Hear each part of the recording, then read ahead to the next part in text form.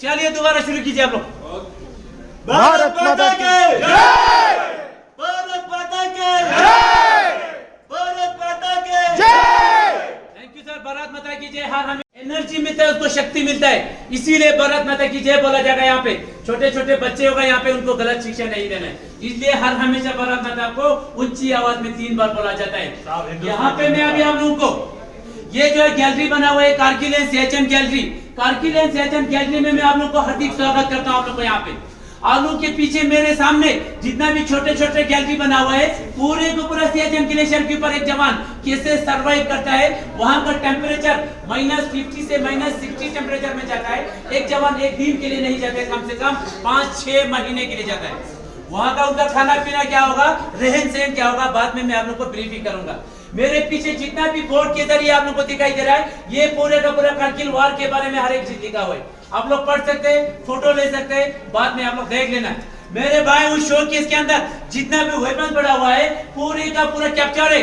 कारगिल वार during 1999 के दौरान पाकिस्तान से कैप्चर किया वेपन से आप लोग देख लीजिए। वहां पे यहाँ पे आप लोगों को कारगिल वार शुरू करने से पहले ये जो है टेरियन मॉडल बोला जाता है। टेरियन मॉडल इंडियन आर्मी तब बनाया जाता है जब किसी ऑपरेशन को लॉन्च किया जाता है, या उसके बाद किसी को डीप ब्रीफिंग देने जा रहा हूं, जो कि मैं अभी आप लोगों को डीप ब्रीफिंग देने जा रहा हूं।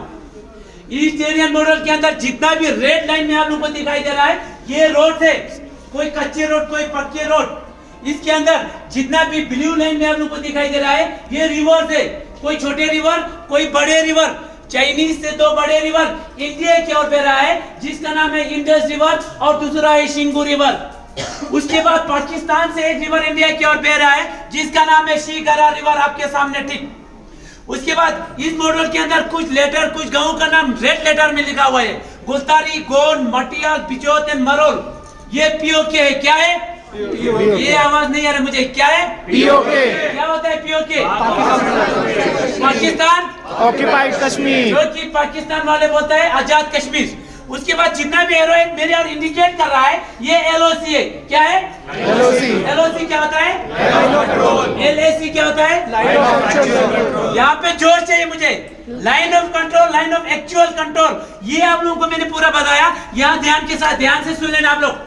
सबसे पहले ये कारगिल वार कैसे हुआ, क्यों हुआ? नहीं होना था, धोखे से ये वार हुआ था। पाकिस्तान ने हमारे साथ बहुत धोखा किया था, इसीलिए कारगिल वार 1999 इंडिया और पाकिस्तान के बीच में हुआ था। सबसे पहले शुरू होने से पहले इंडियन गवर्नमेंट और पाकिस्तान के बीच में एक एग्रीमेंट के ऊपर साइन किया गया था कि विंटर्स की टाइम पे दोनों मुल्क उस हाइट के ऊपर नहीं बैठेंगे जहां पे ज्यादा बर्फ होता है। ना तो इंडियन आर्मी ना तो पाकिस्तान के रेंजर्स, उनको रेंजर्स बुलाया जाता है। क्या बुलाया जाता है? इंडियन आर्मी एग्रीमेंट के हिसाब से नीचे डाउन हो गया, मगर पाकिस्तान ने ऐसा नहीं किया। पाकिस्तान धीरे धीरे अंदर आना शुरू हो गया और हमारा कुछ पोस्ट धोखे से, चोरी छुपाते से ऑक्यूपाई किया।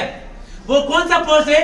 सबसे पहले आप लोग ध्यान से देख लेना। यहाँ पे द्रास के अंदर तोलोनिंग 5140, टाइगर हिल 4875, कारगिल के अंदर 5608 कक्सार एंड मजदास।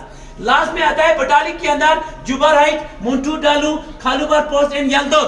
ये कम से कम द्रास से लेके बटालिक के अंदर तक अबाउट 134 किलोमीटर पाकिस्तान ने धोखे से, चोरी छुपाते से ऑक्यूपाई करके रखा था। उस दौरान इंडियन आर्मी एग्रीमेंट के हिसाब से नीचे डाउन हुए थे। पाकिस्तान ने जितना भी जगह जमीन पोस्ट ऑक्यूपाई कर लिया। अब थी इंडियन आर्मी की बारी, उसको कैसे रिकैप्चर करना है, उसको कैसे वापस लाना है। ध्यान से सुन लेना। इंडियन आर्मी को बटालिक के अंदर कैसे पता चला कि हमारा पोस्ट ऑक्यूपाई हो चुका है?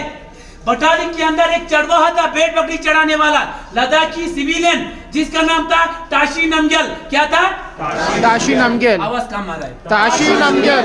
ये जो है ताशी नमग्याल मुट्टू डालू के पर हर हमेशा भेड़ बकरी ऊपर नीचे करते रहते थे इस एरिया के अंदर।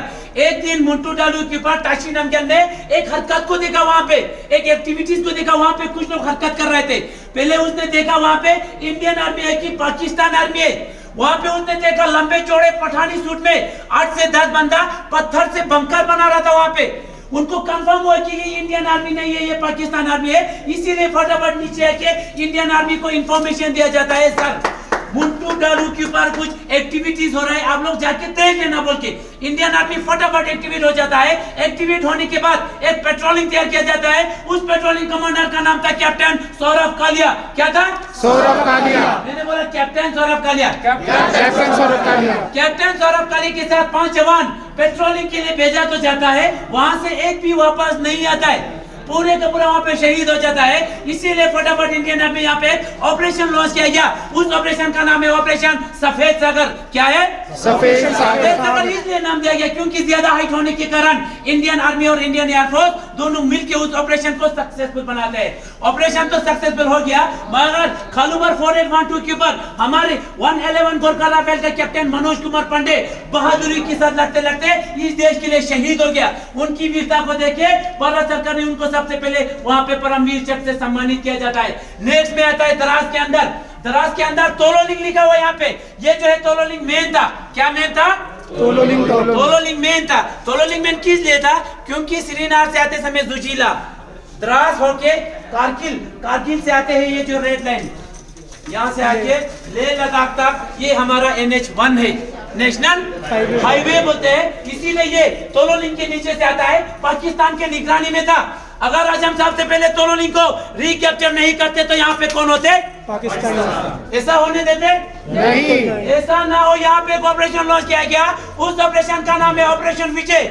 ऑपरेशन विजय सबसे पहले कैप्टन विजय थापर को टास्क मिलता है। बहादुरी के साथ तोलोलिंग को रिकैप्चर बनाने के बाद वहां पे वो 22 की एज में शहीद हो गया, जिसका तलाश पर आप लोग यहाँ पे जरूर पढ़िए। आप लोगों को प्राउड फीलिंग होगा। यहाँ पे शहीद होने से पहले एक दिन अपने पिताजी के नाम खत लिखा हुआ है। कितना फीलिंग है आप लोग बाद में पढ़ लीजिए। उसके बाद आता है, आप उन्हें सुना होगा कैप्टन विक्रम बत्रा, सभी को पता है, जिसका दूसरा नाम क्या है? शेरशाह को 5140 टाइगर हिल 4875 बहुत डोमिनेंट हाइट होने के कारण इंडियन आर्मी को कम से कम 1 महीने का समय लग जाता है। यहाँ पे कैप्टन विक्रम बत्रा बहादुरी के साथ लड़ते लड़ते 5140 को रिकैप्चर बनाने में सफल हो जाता है। और वहां पे वो गोली लगने के कारण वहां पे वो घायल हो जाता है। घायल होने के बाद अपने सीनियर ऑफिसर को यहाँ से 4 वर्ड का एक मैसेज पास किया जाता है। यहाँ से क्या था वो? दिल मांगे मोर बोल के आगे एडवांस कर रहा था, मगर दोबारा गोली लगने के कारण वहां पे वो शहीद हो जाता है। उनकी वीरता को देखे उनको भी परमवीर चक्र से सम्मानित किया जाता है। बाकी जितना भी सेना थे उस पोस्ट के ऊपर पूरे का पूरा रिकैप्चर बनाया। लास्ट में आता है कारगिल के अंदर 5608 कक्सर इन मजदार। यहाँ ये भी पाकिस्तान ने ऑक्यूपाई करके रखा था। यहाँ पे लास्ट में ऑपरेशन लॉन्च किया गया। उस ऑपरेशन का नाम है ऑपरेशन तलवार। क्या है? ऑपरेशन तलवार। एक्चुअल में ये जो कारगिल युद्ध हुआ था बटालिक से शुरू हुआ था 2 मई को। कब शुरू हुआ? 2 मई को शुरू होके कारगिल में आके 26 जुलाई को ये वार खत्म हो गया। कम से कम 3 महीना लग गया इंडियन आर्मी को।